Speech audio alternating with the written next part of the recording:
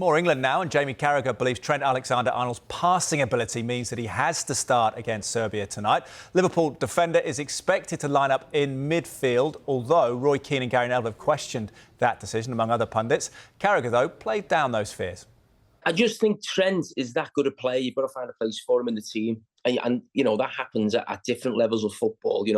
Sometimes, someone's got that much quality, you can't have that sitting on the bench. And England have a big hole in midfield. Now, Trent is, people say he's not a midfield player, but he's 50% a midfield player. He plays in midfield when Liverpool have the ball. We know lots of teams do that now, where the full-back goes into midfield. So, and what you've got to understand is, international football is almost like a completely different sport to Premier League football. The pace of the game is so much slower. And I think that helps Trent.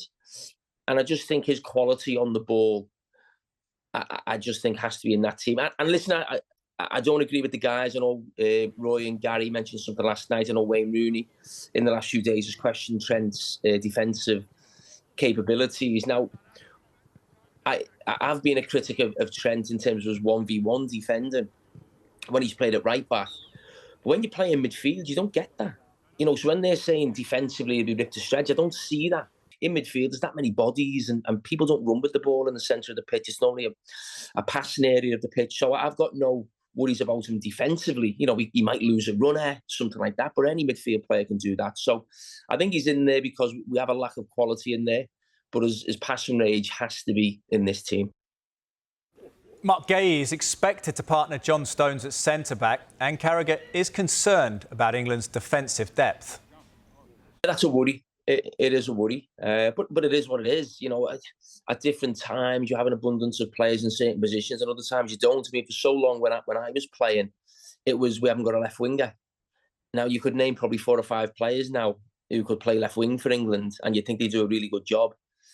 So there's always going to be one position where we struggle. Obviously, right back. We've got a lot of those at the moment. So I think for a while now, we've struggled at centre back, and I think that partnership of Stones and Maguire has been fantastic for England. But Harry Maguire's out. John Stones, you can never be 100% sure he's going to sort of be there for you every game in terms of fitness. He came off the last international.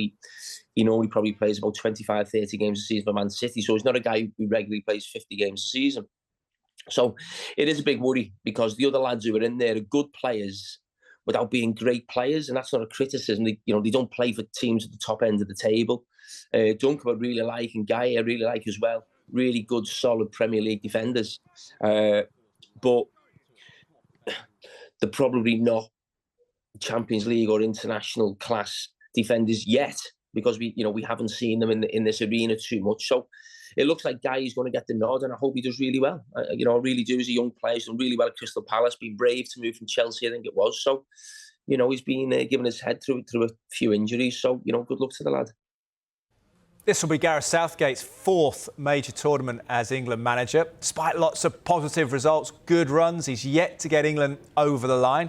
So if he fails to win this Euros, should his reign come to an end?